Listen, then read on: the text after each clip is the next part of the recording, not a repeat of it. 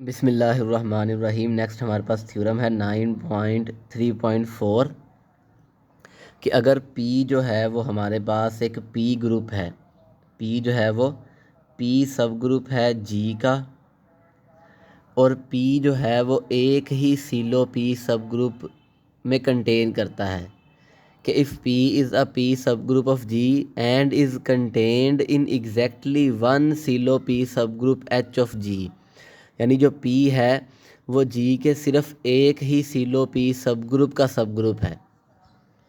कहने का मतलब ये है कि P जो है वो H का सबसेट है या सब ग्रुप है।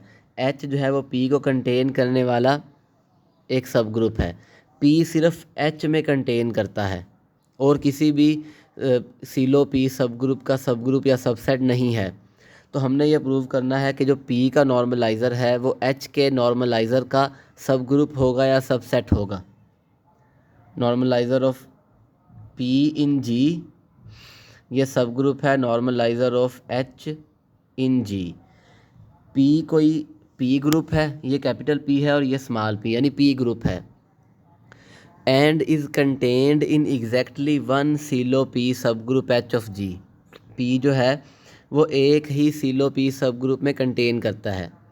तो हमने प्रूव करना है कि P का जो नॉर्मलाइज़र है वो H के नॉर्मलाइज़र का सबसेट है या सब ग्रुप है। हम कहते हैं कि इफ़ P इज़ अ सब group of G and H is the only silo P सब group of G containing P। अब P जो है वो एक ही सीलो P सब ग्रुप में पड़ा हुआ है, ठीक है। हमें ये पता है कि अगर H silo P subgroup है, हमने प्रूव क्या करना है, हमने प्रूव करना है कि नॉर्मलाइज़र ऑफ P जो है ये सब ग्रुप है नॉर्मलाइज़र ऑफ H का। तो इसका मतलब ये है यहाँ से एलिमेंट लें और उसे यहाँ प्रूव कर दें। अब यहाँ जो एलिमेंट्स हैं वो भी ग्रुप G के एलिमेंट्स हैं। अगर H silo P subgroup है तो फिर X बिलोंग्स टू G के लिए X H X इन्वर्स ये भी सीलो P सब ग्रुप होगा। हम X नॉर्मलाइज़र ऑफ P में से लेते हैं।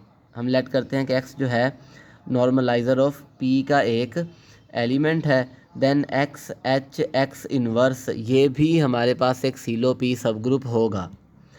अब क्योंकि P जो है वो H का सबसेट था या सब ग्रुप था और X अगर नॉर्मलाइज़र में है, P के नॉर्मलाइज़र में है, तो इसका मतलब है P बराबर होगा X P X इन्वर्स। अब अगर P सब ग्रुप है H का तो X P X इन्वर्स ये भी सब ग्रुप होगा X H X इन्वर्स का।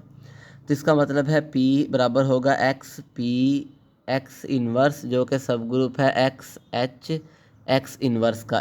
इसका मतलब है P सब ग्रुप है X H X इन्वर्स का।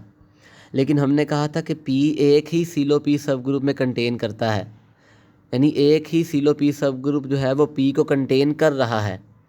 लेकिन यहाँ पर तो हमें एक और सीलो P सब ग्रुप मिल गया जिसमें P पड़ा है। तो इसका मतलब ये है कि ये सब X H X इन्वर्स और जो सब ग्रुप H है ये दोनों बराबर हैं।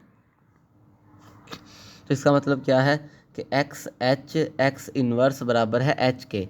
हमने X लिया था नॉर्मलाइज़र ऑफ P में से, लेकिन अगर X H X inverse is equal to H है तो इसका मतलब है ये X नॉर्मलाइज़र ऑफ H में भी है, तो इसका मतलब है X belongs to normalizer of H।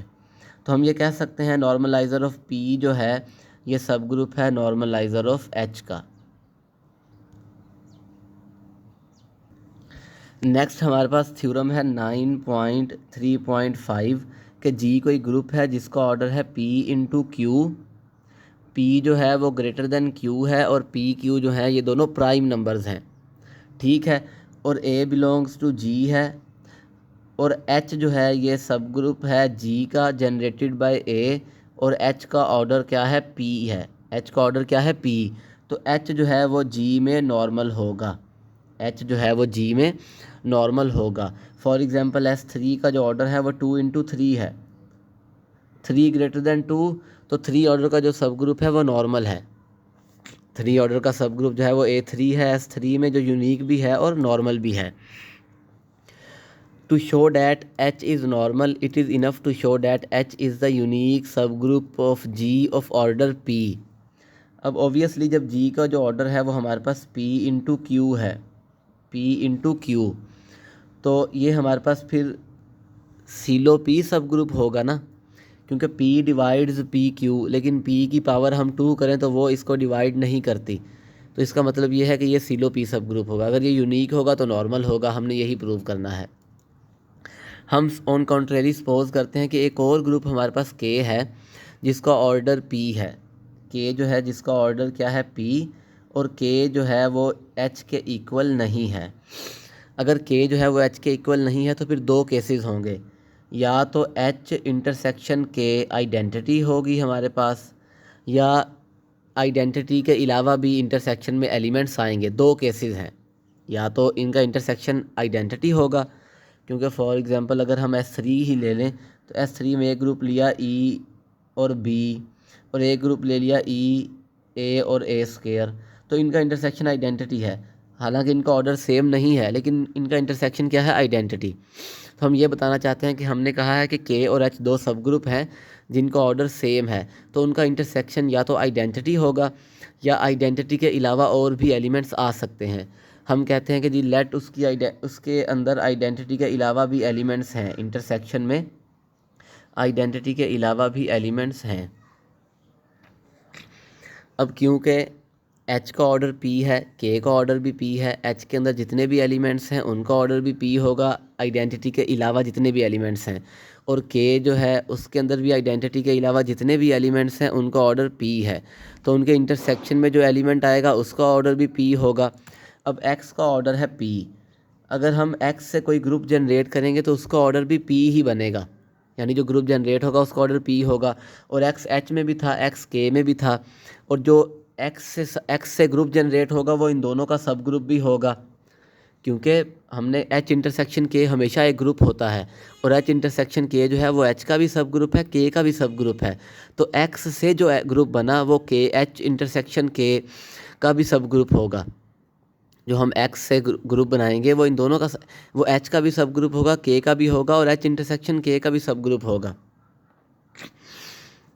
Sorry, H intersection K का सब ग्रुप नहीं होगा, वो H का सब ग्रुप होगा और K का सब ग्रुप होगा, H का सब ग्रुप होगा और K का सब ग्रुप होगा, क्योंकि X जो है वो H इंटरसेक्शन में से हमने एक एलिमेंट लिया है जिसका ऑर्डर P है, तो इसका मतलब है X H में भी है, X K में भी है, और X का ऑर्डर P है, तो इस X से जो ग्रुप जनरेट होगा वो एक ही जनरेट होगा, तो वो H का भी सब ग्रुप होगा, K का भी सब ग्रुप होगा, उसका ऑर्डर P होगा, H का ऑर्डर भी P है, K का ऑर्डर भी P है, तो इसका मतलब ये है कि वो जो सब ग्रुप बनेगा वो H और K के साथ कोइंसाइड करेगा, तो इसका मतलब है H बराबर होगा हमारे पास K के। ठीक है, सेकंड केस हम लेते हैं कि जी इंटरसेक्शन सिर्फ आइडेंटिटी है, H इंटरसेक्शन K क्या है, आइडेंटिटी। अगर आइडेंटिटी है तो H K जो हमारे पास सबसेट बनेगा उसमें इस तरह के एलिमेंट्स होंगे, where H belongs to H, K belongs to K। अब क्योंकि इनका इंटरसेक्शन सिर्फ आइडेंटिटी है तो H K में total number of elements P⁻² होंगे, क्योंकि H का ऑर्डर P है, K का ऑर्डर भी P है, और इंटरसेक्शन आइडेंटिटी है। फॉर एग्जांपल अगर हम E और B को मल्टीप्लाई कर दें, E और मल्टीप्लाई E B और B स्क्वायर, सिर्फ आइडेंटिटी है इंटरसेक्शन, तो जो इससे सबसेट बनेगा उसके अंदर 6 एलिमेंट्स होंगे, ठीक है ना, ये 2 और इसमें 3 हैं। अगर हम इसकी बजाय इस सेट को अपने आप के साथ मल्टीप्लाई कर दें तो हमारे पास 3 × 3 9 एलिमेंट्स होंगे, तो इस तरह से H K में हमारे पास टोटल कितने एलिमेंट्स होंगे, P⁻², और वो डिस्टिंक्ट होंगे। H K में H K इस फॉर्म के एलिमेंट्स होंगे, H belongs to H, K belongs to K, और वो होंगे डिस्टिंक्ट। हम कहते हैं कि जी डिस्टिंक्ट नहीं है, H K बराबर है H⁻K⁻, वेयर H और H' belongs to H, K और K' बिलोंग्स टू K। दोनों तरफ इन्वर्स अप्लाई करें तो ये बन जाएगा H' का इन्वर्स इंटू H बराबर है K' और K इन्वर्स। ये H का एलिमेंट है, ये K का एलिमेंट है, क्यों, क्योंकि ये H ग्रुप था, H भी सब ग्रुप था, K भी सब ग्रुप था, तो एक एलिमेंट है, एक और एलिमेंट उसका इन्वर्स मल्टीप्लाई करेंगे तो H का एलिमेंट बनेगा, तो ये दोनों H के एलिमेंट हैं। ये एच का एलिमेंट है, ये के का एलिमेंट है और ये दोनों बराबर हैं। अगर ये दोनों बराबर हैं तो ये उसके इंटरसेक्शन में लाई करेंगे। H intersection K H dash का इन्वर्स इंटू एच और K dash into K inverse, ये एच इंटरसेक्शन के एलिमेंट होंगे। इसका मतलब है H dash inverse H is equal to K dash, K inverse belongs to H intersection K, और वो सिर्फ आइडेंटिटी है। तो इसका मतलब है ये भी इज़ इक्वल टू आइडेंटिटी है और ये भी इज़ इक्वल टू आइडेंटिटी है, क्योंकि उनके इंटरसेक्शन में सिर्फ आइडेंटिटी है।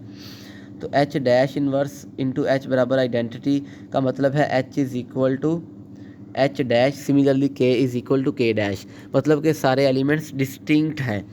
एच के जो है ये सबसेट है जी का, सब ग्रुप नहीं है, सबसेट है। एच के सबसेट है जी का, और इसमें p raise to power 2 elements हैं। तो इसका मतलब है जी में भी कम से कम p raise to power 2 elements होंगे, क्योंकि एच के का जो ऑर्डर है वो लेस देन होगा जी के ऑर्डर के।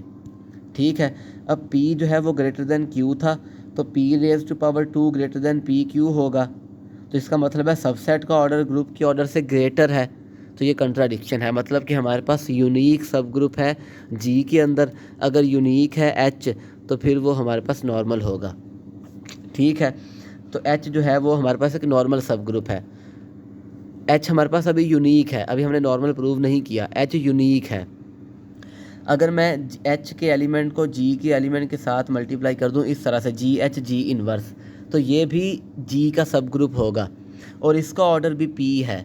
हमने कहा था कि ये यूनिक है, तो इसका मतलब ये है एच बराबर होगा g H g inverse for all g belongs to G, क्योंकि अगर एच हमारे पास यूनिक है तो जी एच जी इन्वर्स भी सब ग्रुप है ऑर्डर पी का, तो पी ऑर्डर का एक ही सब ग्रुप है वो एच है, तो ये दोनों बराबर होंगे।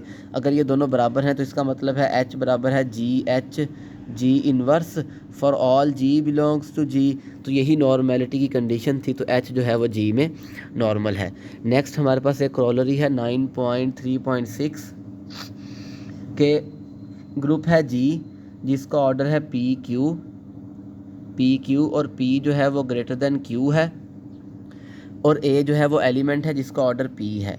ए का एलिमेंट क्या है? पी, और ए का जो ऑर्डर है वो पी है इन जी में हमने एक एलिमेंट लिया जिसका ऑर्डर पी है। देन फॉर ईच जी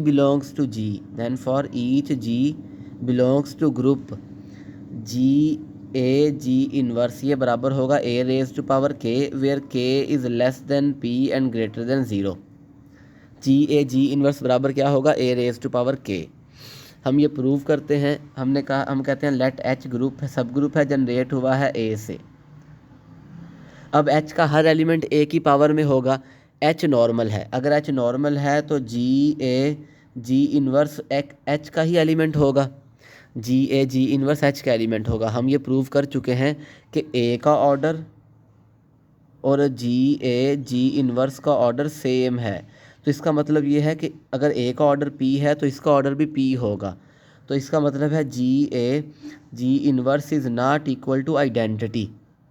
ठीक है, अब जी ए जी इन्वर्स जो है वो एच का एलिमेंट है और एच के एलिमेंट्स ए की पावर में है। तो इसका मतलब ये है जी ए जी इन्वर्स जो है ये हमारे पास बराबर होगा ए रेज टू पावर के फॉर के less than P and greater than zero.